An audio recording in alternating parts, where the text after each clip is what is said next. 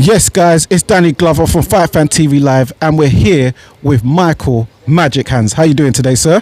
I'm very well, very well. Happy to be here. Excited. Have you been to the headquarters matchroom before? It's a lovely place. See where how the other half live or used to live back in the day. Yeah, I've been here before. Dillian fought here. Babic has fought here before. So yeah, I've been here a few times before. But yeah, it's very nice. Like you said, I'm sure we'd all us city boys would love to live in a place like that. You know, the helicopter pad there, and yeah, it's very, very beautiful place. So we're here for the Johnny Fisher Alen Babic press conference. So how did this fight come to fruition? Alen Babic just coming off a good win against Steve Robinson, the big, Ivan Drago from Newcastle. So how did this fight come about? Yeah, we just got the call. Said, would we be up for it? Babic's first words were, feed him to me. Within 5 minutes, the fight was done. Simple as that. We go into this fight very confident, knowing what Babic is capable of. Yes, he's had that one defeat, but we also know the circumstances surrounding it. So we're very confident that he drowns Fisher. So is the tactics to sort of use work rate again, kind of like what he did against Big Steve Robinson in Newcastle at all? Yeah, I think you know what you get with Alen Babic.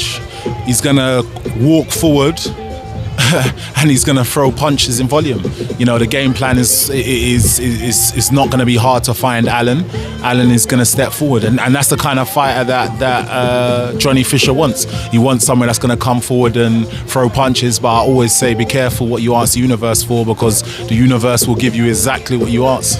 Oh, that's some big words there. Me like that. Me like them things there. So I've labelled this fight the Savage Bull. So what sort of weaknesses or vulnerabilities have you seen which you could probably exploit in Johnny Fisher? Because he's a big lad, comes from a rugby background, big, strong, as he calls himself, the Bull. So yeah, what vulnerabilities or weaknesses have you seen which you think Alen could exploit in there? I think the mere fact that I believe this is a mental fight. This is not a physical fight. This is going to be 99% mental. He's grown up, yes, we can talk about rugby, but rugby, you've always had your team around you. They take 3 steps forward, the corner takes 3 steps back. So when they're locked in there alone, and all those questions have to be answered, he has to depend on himself. And honestly, I think when you look at the background of where Babic has come from and the adversities that he's had to face in his life and the mental struggles that he's had to gone through, I don't believe that Fisher's gone through those same challenges. We've all seen even those, the big Chinese that they've ordered. we in my household, we've never been able to order, have orders like that. So I think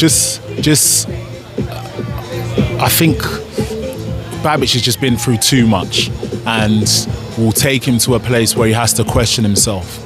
And when he's questioning himself under the conditions of being punched, I think the easy thing to do will be to quit. And I believe Johnny Fisher will quit. I've got a lot of respect for him. He's a polite young man. I'm very good friends with Mark Tibbs. Spent years around Mark Tibbs. I wish them all the best. But when it comes to friendly competition and us having to go against each other, then Babic is gonna put him in a very dark place.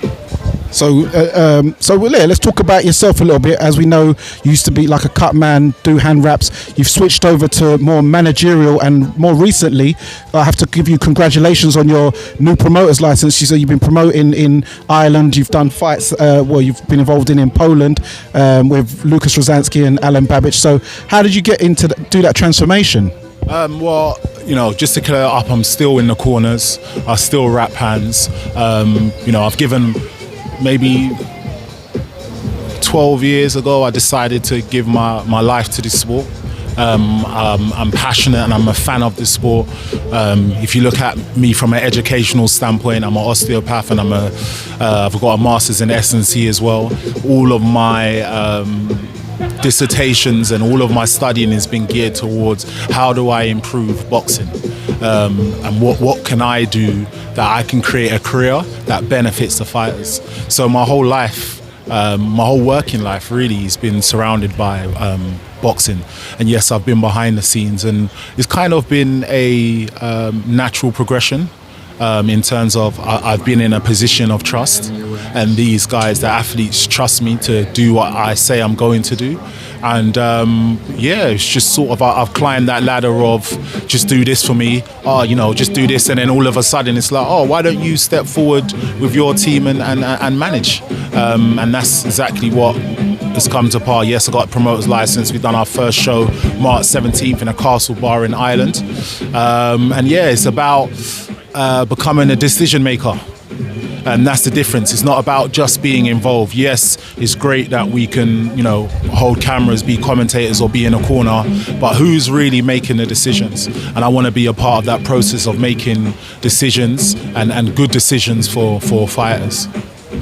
Oh, that's excellently broke down there. And let's talk about Dillian Whyte. We saw him have his comeback fight in Ireland. Is there any plans in the works for him going forward soon? Yeah, Dillian, has a very what's the word that I'm looking for? He's his own personality, so in due time he will come out and say what's exactly next. Got some big news coming for Dillian soon. He's a prize fighter. He's still active. He's still hungry. He still wants all of the big names. He wants the AJs. He wants the fights, the Usyks. He wants to have another go at Tyson Fury. So in time we'll see who he's fighting next, and I don't think we'll be disappointed in the news that comes out. So as you're talking about heavyweights, as you're involved with two heavyweights in Alen, Babic and Dillian Whyte, I'm sure you saw the Riyadh card and Fabio Wardley as well. So I'm sure you saw the Riyadh card. So what did you make of the two heavyweight contests, one between Daniel Dubois and Filip Hrgovic, and also Mr. Big Bang Zhang versus Deontay Wilder? You know what? It's a great time to be a part of boxing. As a fan, to sit there and to be able to watch these juggernauts fight, it's beautiful. You can sit back and you almost forget about all your worries, any debts you got, or any woman problems you have, or any schooling problems you have. For that 36 minutes or however long it lasts, you forget about that, and you can really just submerge yourself into the sport and enjoy the boxing. So for me as a fan, I just almost escaped reality for that moment, and I just got to enjoy the boxing. And I think they all done well. They all deserve a pat on the back. It's not easy to step in there, and it's not easy to perform under those lights. Dubois showed that he's got heart, he's got grit, and that he's a force to be reckoned with. I thought Dubois was going to win by a stoppage. I just think that he had too much to prove. That was a great fight. I think Wilder again, he's had a great career. He's been managed very well if you look at who he's fought, and Zhang, I think on his day he can beat anybody. His ability to box, his ability to move, he hits like a truck, and I just think that I don't want to say anything negative about any of them. I just think they all deserve a pat on the back for giving us great fights. The winners won, and hopefully they move on to bigger and better things, and the losers, hopefully they can regroup and come again. I don't think it should be the end for any of them unless they choose to. They should all go on and give us more nights. This is what heavyweight boxing's about. It should be about. It doesn't matter if you lose. Just provide great entertainment, and I think that was an amazing show that they put on in Saudi Arabia.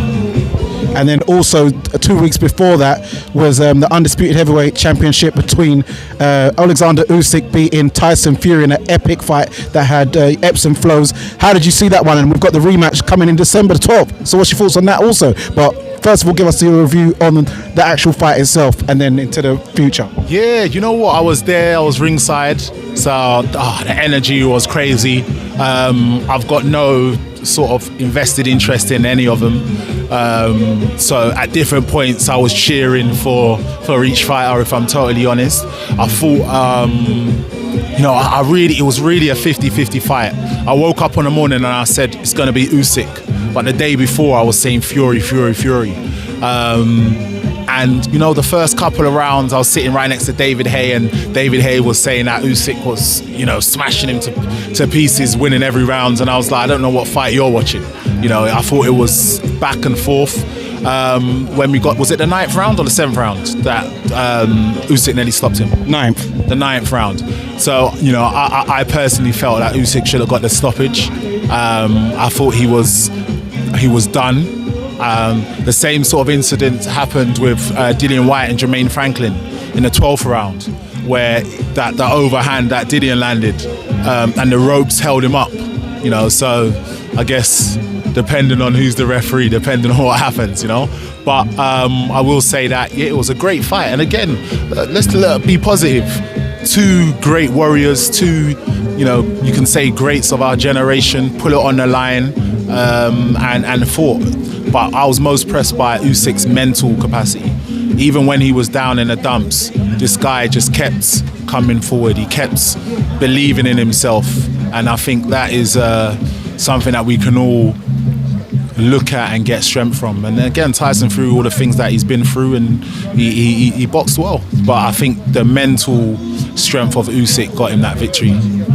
So how did you see the rematch going in December 12th, as that's been announced just recently also? Yeah, I think we're going to see a similar fight. We're going to see Tyson Fury a lot more locked in. I think that he has to, can't afford to mess around and play around and take it as a joke. And I think Usyk will have the confidence that I can stop him. And I think Usyk may put on a little bit more pressure. It's mad because I've become such a fan after this fight of Usyk. I'd rather him just kind of retire and just finish at the top. But if they're going to do it again, you know, I'm happily to watch and indulge in it and enjoy it as a fan. So good luck to both of them. May the best man win. Well, money off MX, so they're going to have to, you know, make that bread and get the rematch. So it's good. So last one from me. Fabio Wardley had an excellent fight against Fraser Clarke, which ended in a draw. What's next for Fabio, and when will we actually see them fight in my second city in Ipswich? You know what? Our team, we're trying to make that fight happen. If the fight doesn't happen, it's nothing to do with Fabio Wardley or our team SOS management.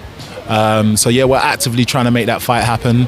When it happens, I can't say, but we are working tirelessly to make that fight happen. And I believe that fight will end in a stoppage. Fabio will stop him this time.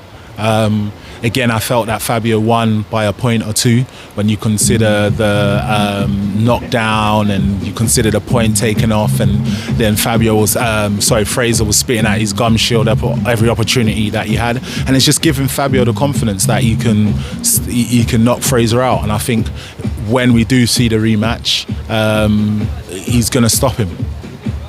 So when will we see Fabio finally fight in Ipswich? Have you had some talks with the Ipswich FC, you know, people from Chantry and the ends around Ipswich? I know they've been asking me, when is Fabio actually going to fight at home for once? He's always down in London. Yeah, we really want to make that fight happen, but obviously we know Ipswich has just gone into the Premier League, so that's made it a little bit more difficult.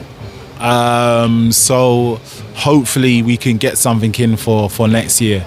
If they didn't go to the Premier League, then we would have probably seen something a lot sooner. But again, I think, you know, it's a blessing that they're in the Premier League and they're excited about that. So they're just gonna have to wait a little bit longer. And Fabio's a true Ipswich man. I'm not really a football fan. I don't really get it, but you know, he's a true fan. He'll be there in the middle of it all, losing his mind when they plays. So, you know, they know that he's really for the town. So as soon as there's a slot, he will be there.